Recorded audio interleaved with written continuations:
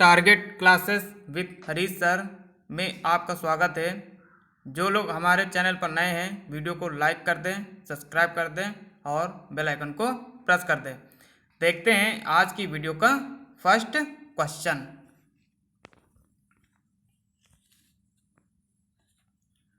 First question है, grievous संधि उदाहरण है। चार ऑप्शन दिए गए हैं।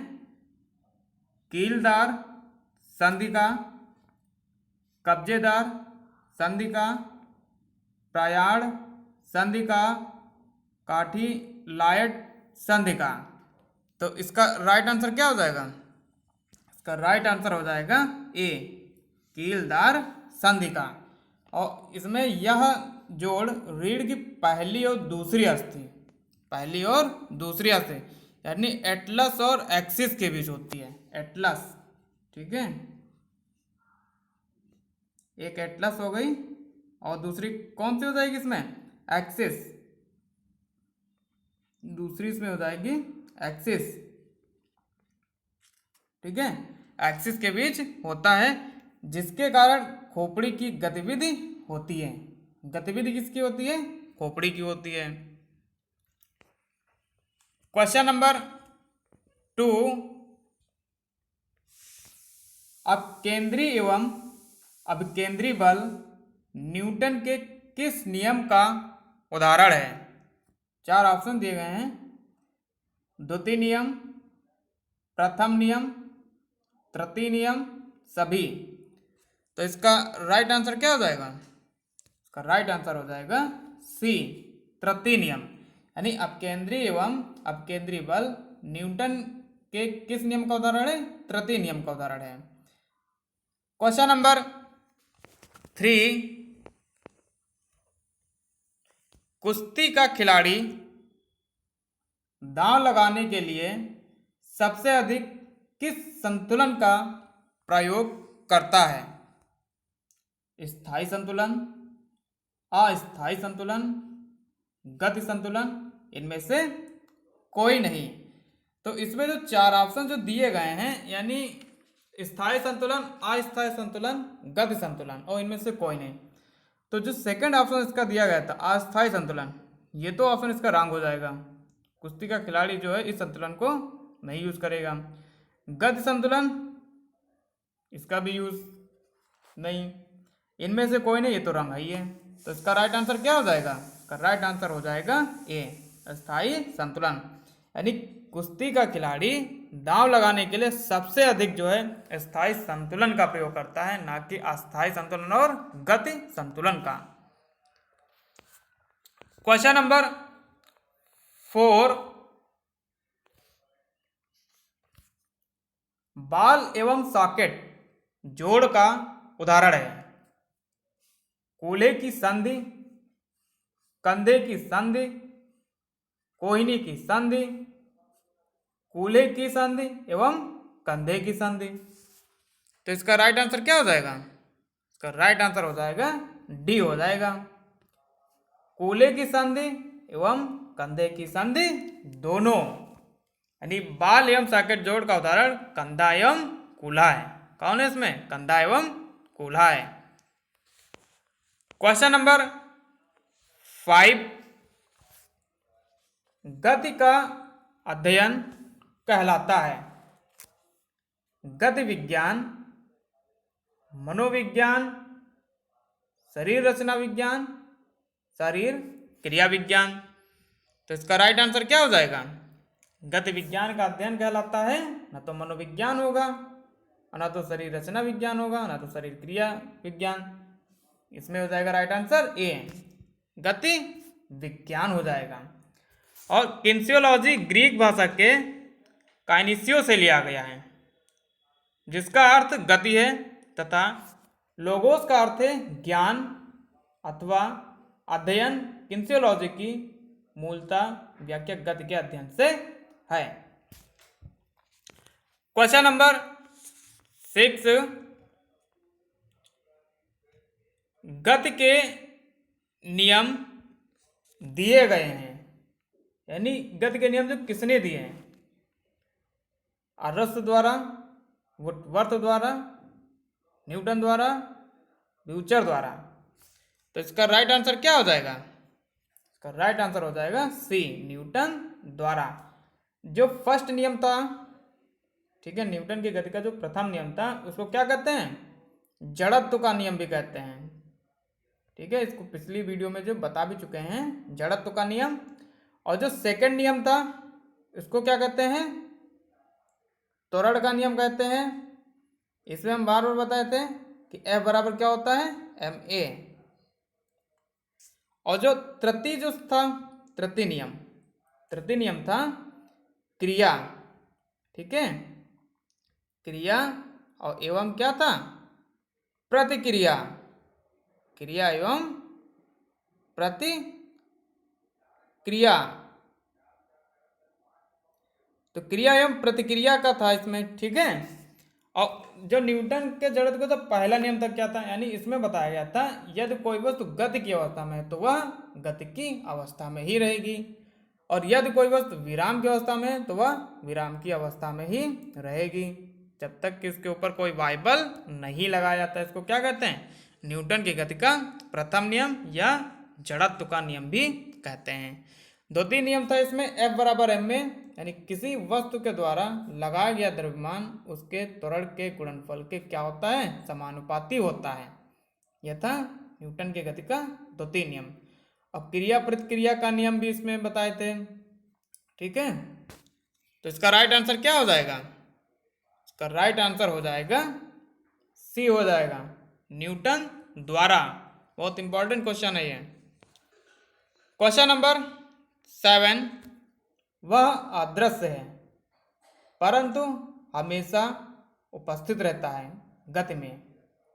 वह अदृश्य है परंतु हमेशा उपस्थित रहता है गति में। 4 ऑप्शन दिए गए हैं, बल, भार, ऊर्जा, उपरोक्त में से कोई नहीं। तो इसका राइट आंसर क्या हो जाएगा? इसका राइट आंसर हो जाएगा ए हो जाएगा, क्योंकि वह अदृश्य है परंतु हमेशा उपस्थित रहता है गति में। तो गति में हमेशा जो उपस्थित रहता है वो है बल है। ठीक है, भार तो उपस्थित नहीं रहेगा और न तो ऊर्जा। तो उसका राइट आंसर क्या हो जाएगा? ए, बल हो जाएगा। क्वेश्चन नंबर 8, न्यूटन का तीसरा गति का नियम है। तो इसमें 4 ऑप्शंस दिए गए हैं। 4 ऑप्शंस है इसमें, जड़त्व का नियम, त्वरण का नियम, ऊर्जा का नियम, क्रिया और प्रतिक्रिया का नियम। तो इसके पहले वाले क्वेश्चन में अभी हम बताए थे कि न्यूटन का जो तीसरा जो नियम था, कौन सा नियम था ये? क्रिया और प्रतिक्रिया का नियम। इसमें क्या होता है? यानी प्रत्येक क्रिया की सदैव बराबर एवं विपरीत प्रतिक्रिया होती है। क्वेश्चन नंबर 9, गुरुत्वाकर्षण के नियम की खोज की, यानी गुरुत्वाकर्षण के नियम की खोज की किसने की थी? आर्किमिडीज ने, मार्कोनी ने, न्यूटन ने, ब्यूचर ने। तो इसकी खोज किसने की थी? इसकी खोज की थी न्यूटन ने की थी, गुरुत्वाकर्षण के नियम की। क्वेश्चन नंबर 10, 2 या 2 से अधिक हड्डियां जब एक जगह जुड़ती हैं तो यह कहलाता है। जब 2 या 2 से अधिक हड्डियां जब एक जगह जुड़ती हैं तो यह कहलाता है मांसपेशियां, जोड़, ऊतक, कोशिका। तो इसका राइट आंसर क्या हो जाएगा? इसका राइट आंसर हो जाएगा बी हो जाएगा, जोड़। क्योंकि जब 2 हड्डियां एक जगह जब जुड़ेंगी मांसपेशी तो इसमें कहलाएगी नहीं, ना तो ऊतक कहलाएगी और ना तो कोशिका कहलाएगी, जोड़ कहलाएगी इसमें। ठीक है, राइट आंसर इसका बी हो जाएगा। क्वेश्चन नंबर 11, किन्सियोलॉजी का अध्ययन से संबंध है। 4 ऑप्शंस दिए गए हैं, मानव क्रियाओं से, मोटर क्रियाओं से, शारीरिक स्वस्थता से, मानव कार्य विज्ञान। तो इसका राइट आंसर क्या हो जाएगा? किन्सियोलॉजी। किन्सियोलॉजी का अध्ययन से संबंध है, किससे संबंध है? मानव क्रियाओं से है। और महान वैज्ञानिक अरस्तु को जो किन्सियोलॉजी का जनक कहा जाता है, ठीक है, जनक, किन्सियोलॉजी का जनक, ठीक है। किन्सियोलॉजी का जनक किसको कहा जाता है? अरस्तु को कहा जाता है। किसको कहा जाता है? अरस्तु को कहा जाता है।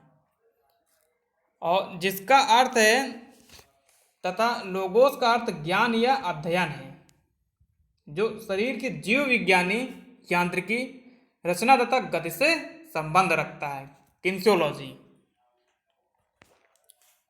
क्वेश्चन नंबर 12, गति के विज्ञान का प्रतिपादक कौन है? तो अभी इसके पहले वाले में हम एकदम डिटेल बताते हैं, ठीक है। गति के विज्ञान का प्रतिपादक कौन है?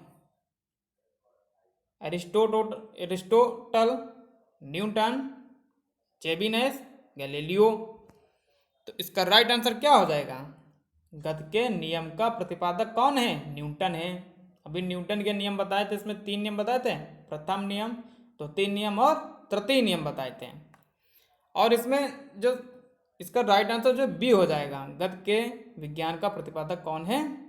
न्यूटन है। सर आइजैक न्यूटन ने अपनी पुस्तक, इन्होंने एक पुस्तक भी लिखी है, ठीक है, कौन से? प्रिंसिपिया है। कौन सी पुस्तक है? प्रिंसिपिया, ठीक है। इन्होंने एक पुस्तक लिखी है प्रिंसिपिया 1667 ईस्वी में, ठीक है, 1687 ईस्वी में, 1687 ईस्वी में गति के नियम यानी 3 नियमों की व्याख्या दी थी इन्होंने, ठीक है। सर आइजैक न्यूटन ने जो है अपनी पुस्तक प्रिंसिपिया में 1667 ईस्वी में गति के 3 नियमों की व्याख्या दी या की। क्वेश्चन नंबर 13,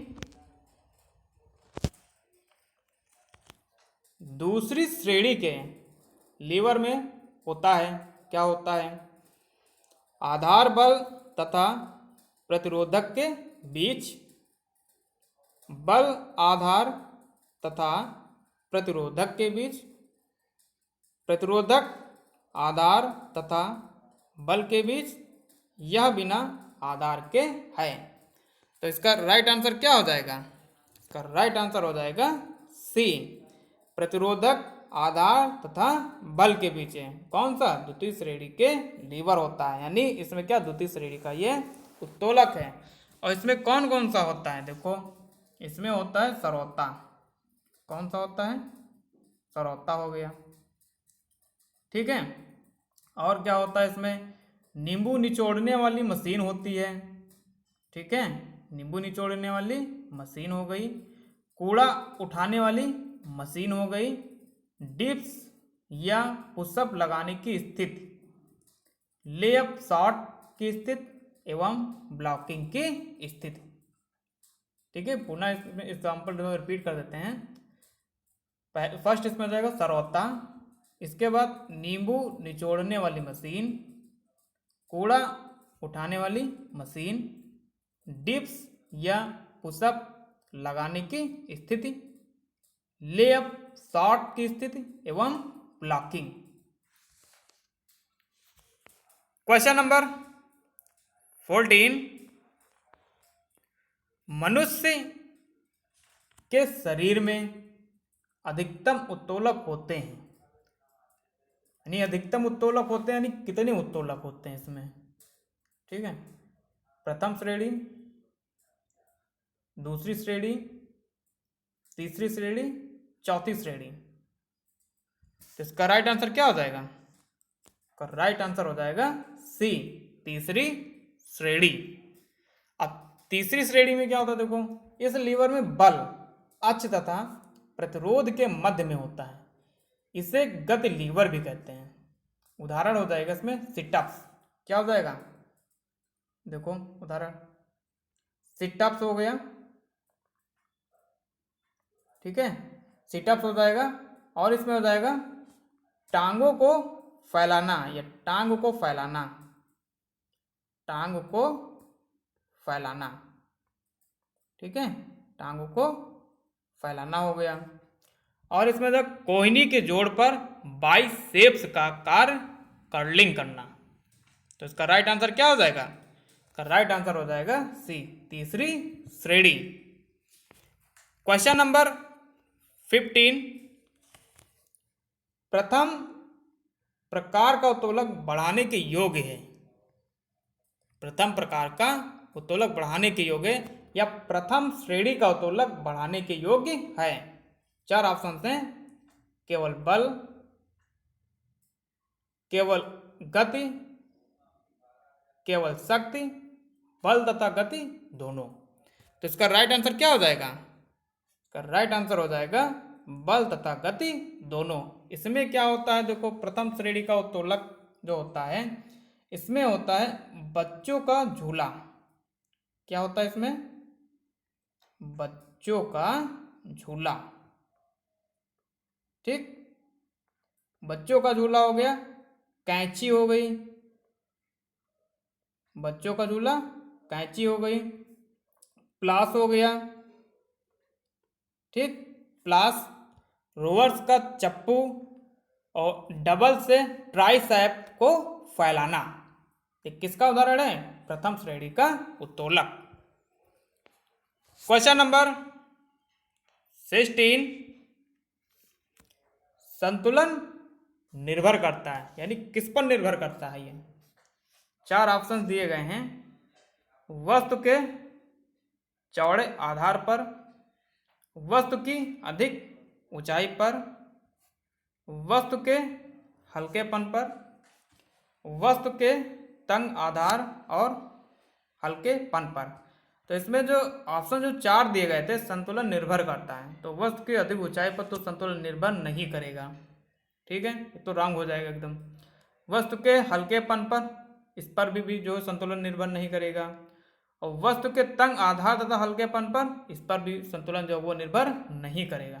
तो संतुलन निर्भर करता है किस पर, वस्तु के चौड़े आधार पर। ये इसका राइट आंसर है। Question number 17, ball and socket, ball and socket जोड़ के चारों ओर मूवमेंट होती है। फ्लक्शन और एक्सटेंशन, रोटेशन और सरकमंडक्शन, हाइपर एक्सटेंशन, उपरोक्त सभी। तो इसमें जो बॉल एंड सॉकेट, ठीक है, जोड़ के चारों मूवमेंट होती है, तो इसमें मूवमेंट जो होती है तीनों इसमें प्रक्रिया होती हैं, ठीक है, फ्लक्शन और एक्सटेंशन की भी होती है, रोटेशन और सरकमंडक्शन की भी होती है, और हाइपर एक्सटेंशन की भी होती है। यानी इसका राइट आंसर क्या होगा, डी, उपरोक्त सभी।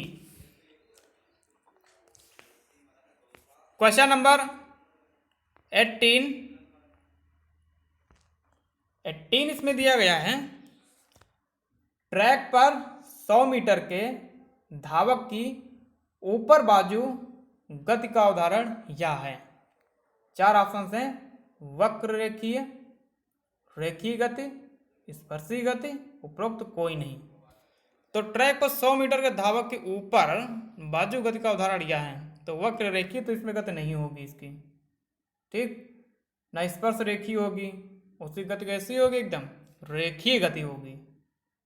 कैसी होगी, रेखीय गति होगी, ठीक है। पिंड का गतिपथ क्या, एक सरल रेखा है, सरल रेखा हो, इस प्रकार की गति जो गणितीय निरूपण केवल एक जो है अवकाशी विमा का उपयोग करते हुए किया जा सकता है। क्वेश्चन नंबर 19, बढ़ते हुए बच्चों के लिए शारीरिक शिक्षा पाठ्यक्रम होना चाहिए, तो कैसा होना चाहिए। देखो, शोध केंद्रित, शोध केंद्रित का मतलब हो गया अनुसंधान केंद्रीय, प्रतियोगिता केंद्रित, विषय केंद्रित, बालक केंद्रित। तो इसका राइट आंसर क्या हो जाएगा? इसका राइट आंसर हो जाएगा डी, बालक केंद्रित। क्वेश्चन नंबर 20, कोहनी संधि इन हड्डियों से बनी होती है, यानी किन हड्डियों से बनी होती है कोहनी संधि? अल्ना, रेडियस और फ्यूमर। सेकंड है अल्ना, फीमर और फिबुला। थर्ड है अल्ना, रेडियस और ह्यूमर। फोर्थ है रेडियस, अल्ना और मैकीसला। तो इसका राइट आंसर क्या हो जाएगा? इसका राइट आंसर हो जाएगा सी हो जाएगा, अल्ना, रेडियस और ह्यूमर। यानी कंधा 3 हड्डियों का बना होता है। कितनी हड्डियों का? 3 हड्डियों का बना होता है। ठीक है, असली कंधे की हड्डी और प्रकांडिका, ऊपरी बाह की हड्डी और उसके साथ ही मांसपेशियां, कंडा के शोध और बंध भी सम्मिलित हैं। यानी कंधे की हड्डियों के बीच के जोड़ से कंधे का जोड़ बनता है। क्वेश्चन नंबर 21, रेखीय गति एक उदाहरण है। किसका उदाहरण है? देखो, रेखीय गति, वक्र रेखी दौड़, सीधी दौड़, ऊंची कूद के लिए दौड़, लंबी कूद के लिए दौड़। तो रेखीय गति का मतलब हो गया एकदम सीधी दौड़ हो जाएगा। ठीक है, इसका जो है बी जो राइट आंसर हो जाएगा। तो इसमें जो है वक्र रेखीय गति तो होगी नहीं इसकी दौड़, और ना तो ऊंची कूद के लिए होगी। तो इसका जो है राइट आंसर बी है, सीधी दौड़ हो जाएगा। क्वेश्चन नंबर 22, बाइसेप मांसपेशियां जो फोर आर्म से जुड़ी होती हैं कार्य करती हैं। प्रथम श्रेणी उत्तोलक, द्वितीय श्रेणी उत्तोलक, तृतीय श्रेणी उत्तोलक, इनमें से कोई नहीं। तो इसका राइट आंसर क्या हो जाएगा? बाइसेप मांसपेशियां जो फोरआर्म से जुड़ी होती कार्य करती हैं, वो कार्य करती हैं प्रथम श्रेणी उत्तोलक। ये इसका जो है राइट आंसर हो जाएगा। क्वेश्चन नंबर 23, भटकना, घूमना, झुकना, खड़े होना, उठाना एवं चलना सब पर निर्भर करता है। किस पर निर्भर करता है? टांगों पर, मेरुदंड पर, निचली पीठ, कमर। तो इसका राइट आंसर क्या हो जाएगा? तो भटकना, घूमना, झुकना, खड़े होना, उठना एवं चलना, ये सब चीजें जो निर्भर होती है किस पर? निचली पीठ पर। सी जो इसका राइट आंसर हो जाएगा। क्वेश्चन नंबर 24, उछल कूद व्यायाम में हाथों एवं पैरों का उपगमन एवं अपगमन में उपयोग होता है। 4 ऑप्शन दिए गए हैं, पार्श्व सतह, मध्यिका सतह, भूपृष्ठ, समांतर सतह, अनुप्रस्थ सतह। तो इसका राइट आंसर क्या हो जाएगा? इसका राइट आंसर हो जाएगा सी हो जाएगा, भूपृष्ठ समांतर सतह। क्वेश्चन नंबर 25, किसी वस्तु का संवेग ज्यादा होता है, वो ज्यादा दूरी तय करेगा, वो कम प्रतिक्रिया करेगा, वो कम दूरी तय करेगा, वो ज्यादा ऊंचा जाएगा। तो इसका राइट आंसर क्या हो जाएगा? इसका राइट आंसर हो जाएगा ए, वो ज्यादा दूरी तय करेगा। यानी संवेग क्या बताए थे इसमें? संवेग बताए थे P बराबर m/v बताए थे। यानी किसी वस्तु के द्रव्यमान तथा वेग के गुणनफल को वस्तु का संवेग कहते हैं। यह कैसी राशि है? यह राशि है सदिश। कैसी राशि है? सदिश राशि है ये। और इसको प्रदर्शित किससे किया जाता है? T से प्रदर्शित किया जाता है। तो इसका राइट आंसर क्या हो जाएगा? ए जो इसका राइट आंसर है, वो ज़्यादा दूरी तय करेगा। क्वेश्चन नंबर 26, शरीर समायोजन के लिए कौन सी प्रशिक्षण प्रणाली सर्वोत्तम रहेगी? कौन सी रहेगी? देखो, अंतराल प्रशिक्षण, उच्च एल्टीट्यूड प्रशिक्षण, चक्रीय प्रशिक्षण, फार्टलेक प्रशिक्षण। तो इसका राइट आंसर क्या हो जाएगा? इसका राइट आंसर हो जाएगा ए, अंतराल प्रशिक्षण हो जाएगा। ए इसका क्या है? राइट आंसर है। Question number 27,